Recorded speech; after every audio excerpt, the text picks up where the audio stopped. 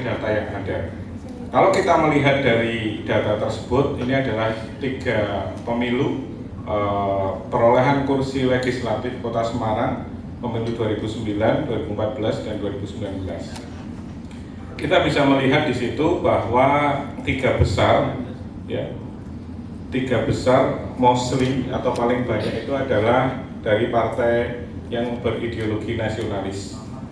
Sementara partai dengan ideologi non-nasionalis, ya, agama dalam hal ini Islam, kita melihat konsisten di PKS dengan perolehan 6 suara di 3 pemilu tersebut. Yang lain, misalnya seperti PAN, cukup leading di 2009 dan 2014, tapi kemudian mengalami keterpurukan di pemilu tahun 2019. Sementara kalau kita melihat nomor 1 dan nomor 2 itu hanya gantian tempat saja. Demokrat mengalami penurunan cukup signifikan di tahun 2019. Artinya walaupun kita berbicara misalnya tadi bahwa ideologi ini mungkin tidak nampak jelas, tapi berangkat dari pemilu 55, pemilu sepanjang Orde Baru sampai sekarang, kita masih harus menjadikan ini sebagai salah satu referensi. Ya, artinya kita tidak bisa meninggalkan sama sekali. Karena pendidikan politik di kita itu kan, atau sosialisasi politik di kita kan belum sepenuhnya rasional.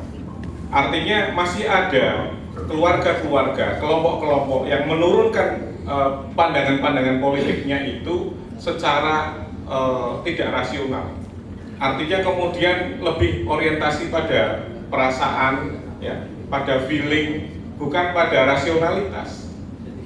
Misalnya kalau kakek nenek saya dulu masyumi, nah berarti kan orang tuanya kalau tidak P3, kalau tidak PKS, ya PAN misalnya.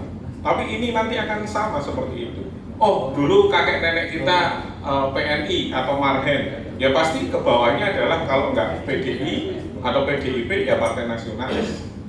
Aliran-aliran politik ini perlu kita pahami, perlu kita telaah, karena sekarang ini Bapak Ibu bisa belajar juga dari YouTube, dari manapun, ya, sebagai pengkayaan preferensi, bahwa bicara soal partai politik pasti bicara soal ideologi. Kita tidak bisa bicara partai politik hanya bicara tokoh, bicara gambar, bicara simbol. Karena yang menyatukan itu adalah ideologi, dan ideologi itu bentuknya di dalam pikiran dan perasaan. Berikutnya, slide kedua.